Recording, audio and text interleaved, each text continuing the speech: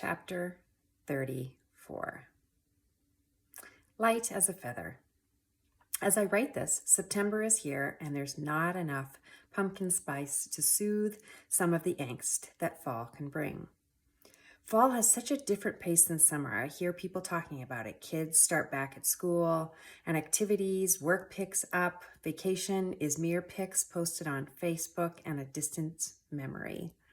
And as I edit this, COVID is here and September is a storm of angst like we have never seen before. Heaven help us all.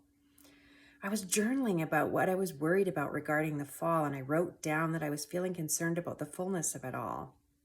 I had abandoned the word busy several months ago, and I despise the word and the feeling. For me, it feels like being dragged around by some craziness that I have little control over. My life is full, like a full plate.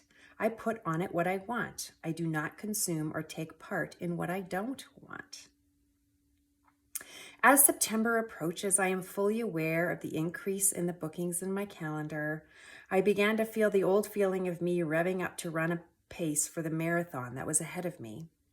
I became keenly aware that the pace may need to be more like a sprint over a marathon distance. My anxiety increased. How am I going to do this? Oh, I can't wait for this to be over. That was my warning shot. I can't wait for this to be over? This being my life over? Essentially, that's what I was saying. I remember when my kids were little and I couldn't wait for them to sleep through the night, feed themselves, and be able to bathe themselves. I don't think I was alone in that. It was tiring, but it was also filled with such exquisite beauty, and I missed some of the joy of it because I couldn't wait for it to be done. Well, my last baby is moved out and moved on, and I am done. I wish in some ways I could have slowed things down and not have been so eager to get to the next phase. It's the same feeling when a season like summer is coming to an end. I have lots of things going on, and I don't wish it over. I love my life and I love what's being created. Yet there's some anxiety that comes along with it. There are lots of opportunities that are amazing, absolute blessings.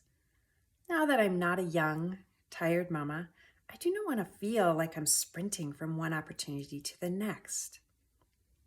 I do not want to can't wait until I'm done this with anything in this season.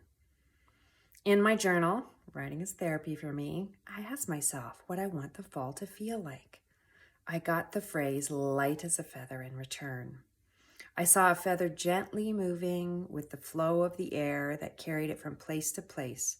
Maybe that sounds woo-woo, but the image makes me feel so much better than running too fast over a marathoner's distance, believe me. I've asked myself these questions lately. How am I feeling about what this season has in store for me? Are there some places that I'm feeling resentment? Youch, this can come with terrifying answers. I snapped at my partner the other day when he asked about an event that we were committed to. I am usually not a snapper, and even I was surprised by my response. That meant a check-in for me. Resentments are always the first place to see where things need to be changed. It can take a ton of courage to change things, especially if you've been doing things the same way for a long time. It's so worth it, though. And finally, this little wee light as a feather lands on the fact that when I am in the moment finding joy and meaning where I am, I also lean into some trust that reminds me that I will have exactly what I need when I need it. I may not have all the energy and resources I feel I need right now in the bank stored away so I can count on it and stockpile it, but I will take good care of myself and I will have everything I need along the way.